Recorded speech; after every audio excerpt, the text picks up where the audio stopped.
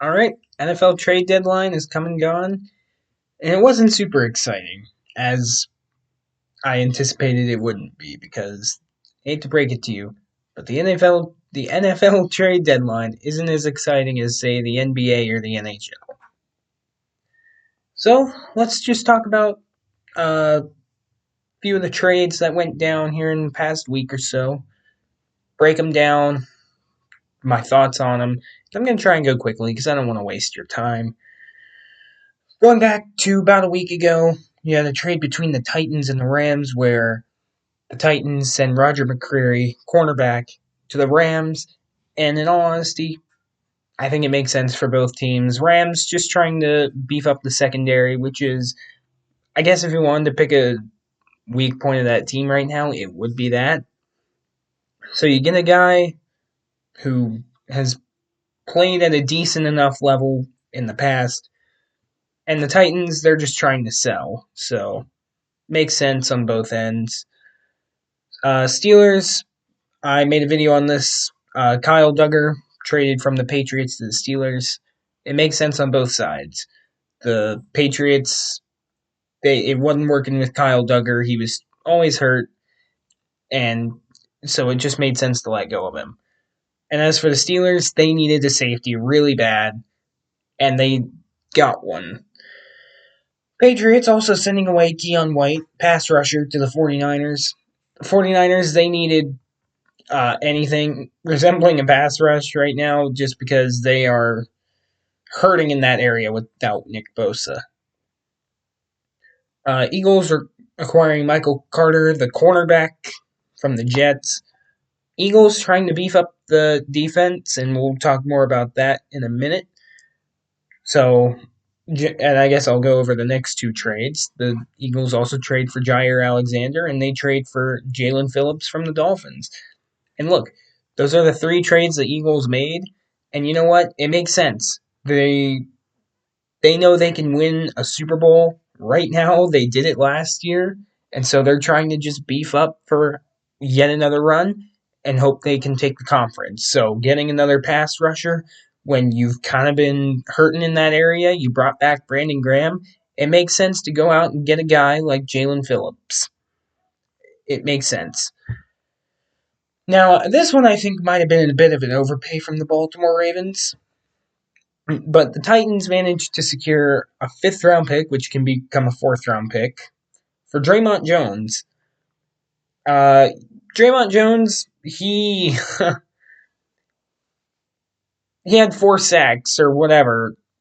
4.5 sacks in the last 4 games, I think it was. He wasn't that great. He played really well on Sunday against the Chargers, but other than that, he hasn't been that great for that team. Moving on, so I don't know. But the Ravens definitely needed defense, and they're getting it here. The Cowboys, one of their two trades they made today, they traded for linebacker Logan Wilson from the Cincinnati Bengals, and they only give up a seventh. In all honesty, it made sense for all parties involved. The Bengals, they weren't using Logan Wilson. It was clear he was going out the door anyways. Logan Wilson didn't want to be there anymore, and linebacker was a desperate need for the Cowboys, and they went out and they hoped to fill that void. Boy, this trade. The Colts give up 2 first-round picks and a Donnie Mitchell for Sauce Gardner. And I definitely have opinions on this trade. So, okay, where do we begin? First and foremost, 2 first-round picks is a lot for any player. It's a lot for any player, but it's especially a lot for a guy who how do I even just I don't even know what to say about this. This feels like an overpay. This to me feels like, oh crap, we got killed on Sunday. We're supposed to be an elite team this year.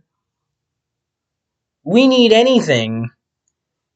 So let's go out and send everything to the Jets. Send absolutely everything to the Jets. For Sauce Gardner. Sauce Gardner, first and foremost, he is a very good corner. I have almost nothing bad to say about Sauce Gardner. He can get a little handsy here and there, but overall, he is a very good corner. He is not worth 2 first-round picks, however.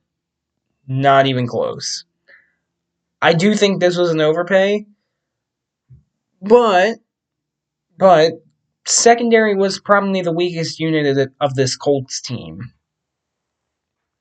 So it made sense to beef up the secondary and get a good corner. I just think they overpaid to do it. 2 first-round picks is a lot. And on top of that, you're taking on this massive salary that he has. I mean, we'll see. I mean, it might end up being a bargain. Who knows? But immediately, I'm not the biggest fan of what they gave up. Now, the Jaguars and the Raiders made a trade this morning. The Vegas Raiders are sending Jakobi Meyers to the Jacksonville Jaguars, and they're getting a 4th and a 6th in return, both for this year. Now, Jakobi Meyers, at the start of the season, he said that he wanted an extension done. He didn't get it, and so this is the result. Jaguars definitely needed another wide receiver with Travis Hunter going on IR. Brian Thomas Jr. hasn't been super productive, and so your best other option was Parker Washington. So yeah, they definitely were in need of a wide receiver. I think most people are surprised that it was the Jaguars of all teams to make this trade. I think they were more so expecting it to be a team like the Steelers or the Bills. But it makes sense from the Jaguars' standpoint as well. So I think it's a good deal. I don't think they gave up too much. In all honesty, it was about what I expected. A couple of day 3 picks. Now I think this is my personal favorite trade. The Seattle Seahawks give up a 4th and a 5th round pick to the New Orleans Saints, both for this year, for Rashid Shaheed. And I like this deal because they are a big play team, and Rashid Shaheed is a big play wide receiver. He is the kind of guy you can find 30 yards down the field and get a big splash play. That's the kind of receiver he is. So I love this deal for the Seahawks. The Saints were obviously not keen on keeping him around. And so, yeah, I absolutely love this deal for the Seahawks. Moving on, we've got the Bears trading for defensive end Joe Tryon from the Browns. They gave up a 6th-round pick, so probably just a depth piece there. Arguably the biggest trade here, you have the Dallas Cowboys trading for the Jets defensive tackle Quinnen Williams. Now, Quinnen Williams, very good player. He's very good at stopping the run. And they give up a 1st-round pick, a 2nd-round pick, and Mozzie Smith. And now things are starting to make more sense. So you trade away Micah Parsons at the start of the season. Everyone is letting Jerry Jones hear it. Jerry Jones is hearing all the criticism, and he's ignoring it. Because, let's be honest, it's Jerry Jones. He doesn't care.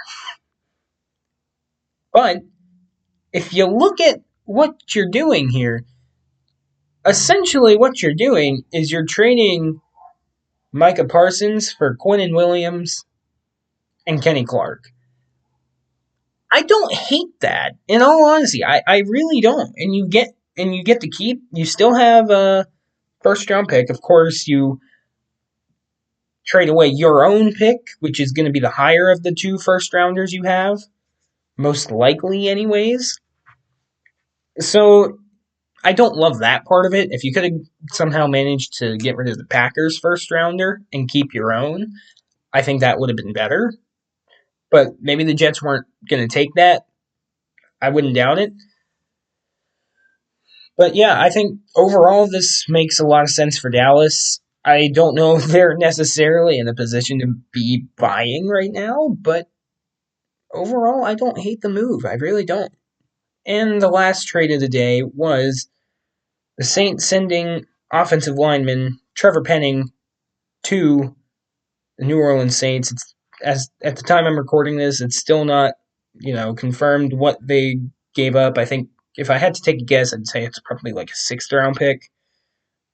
And look, I'll say this. Look, the Chargers desperately needed offensive line after Rashawn Slater is out for the season and now Joe Alt is out for the season. So they desperately needed an offensive lineman.